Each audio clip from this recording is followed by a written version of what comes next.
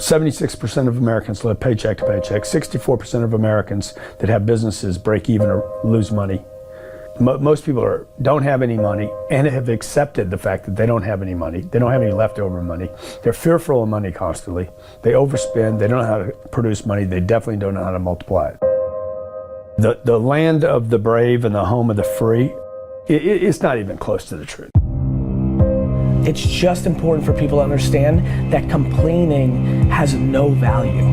And if you complain about not having enough money, work more. If you complain about not having work-life balance, spend more time on vacationing in your family. It's super simple. Let your actions dictate instead of sitting there and feeling like you're not in control. Poor people say, I can't afford it, I can't do that, I don't have time.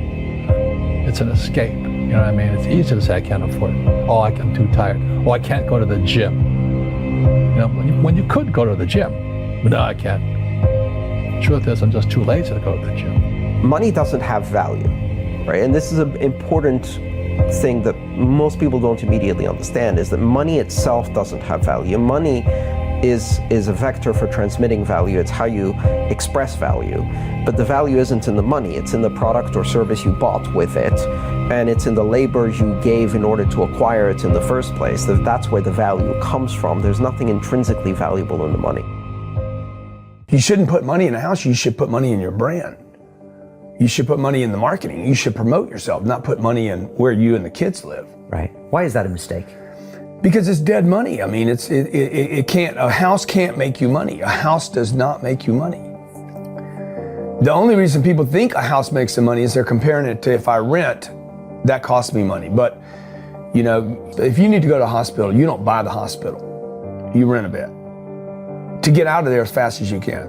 If you go on a trip, you go to America and you want to go to Disneyland, you don't buy the hotel, you rent a room. And nobody thinks poorly of that. They're like, yeah, I'm gonna go there, use the place and get out. That's what you should be doing with your living. Find a place where you can rent, pay rent monthly. Don't own the house. And take all the money that you would have put in that house purchase, down payment, extra money, fixing it up. Use all that money to improve your business and yourself so that you can get more money. Right? So I see so many people here like, I'm gonna invest 300,000 pounds in a house to hopefully make $30,000, 30,000 pounds. Right. I'm gonna buy it for 300, maybe I'll sell it for 600,000. I'll double my money. Fixed in one place, by the way, where no money comes to you. Money does not go to homes. Right, and that's a big thing on your career is moving locations. Yeah, I've moved 5 or 6 times. I can move another 4 or 5 times. Because people who stay in the same place get too comfortable. If you study wealthy people, they're mercurial. They're moving, they're mobile. They're not talking, Warren Buffett and Bill Gates do not talk about the home they live in. They talk about the places they're going to. They go meet money, they go meet wealth, they go meet connections. People are stunningly accepting of anything if they actually believe that's the purest form of it. I think I'd be less acceptable if I hedged. I really do. People will accept you. People accept everything. Just be you. Be you, and clearly people like react. When you're trying to fake something and you've got bad intent, well then that's visceral and we hate. But I actually think we don't give love to the person that actually knows they have it and they're trying to fake it to conform. Hence why I won't adjust to this market all the way, because I don't think I'll be respected. I know what my intent is, so why would I be scared? I want to build the biggest building in town. That's who I am. And you know how I want to do that? By building the biggest building in town. And a lot of people want to build the biggest building in town, and you know how they want to do it? By tearing everybody else's building down. Poverty is passed on. It's taught in your families. And middle class is taught in families. And so the people right now who are sitting at home, who are struggling financially or worried about money or unhappy, they may be making a lot of money, but unhappy with what they're doing, it was probably taught to you. You know, your superego was taught, get a job, work hard, or you'll never be rich, or the rich are evil, or whatever. And until you change your mindset, Correct. Money won't help you, right? Correct. And we see that with people that win the lottery, people that make more money, they still have the same problem. Right. Because they have that poor man's soul. Right. If you're poor, you'll always be poor. That's really hard for people to Yeah, understand. the money will disappear that fast. Just like most pro athletes, they make millions of dollars, and 65% are bankrupt 5 years later. It's because they come from poor families. Now you tell them that, they get very angry at you. It's the rich fault. It's you guys ripped me off and government ripped me off. But unfortunately, what Mr. Lipton was saying, it's passed down genetically. That's the frightening thing. And it's interesting when you commit to something, little gifts just start automatically showing up. It's a phenomenal thing.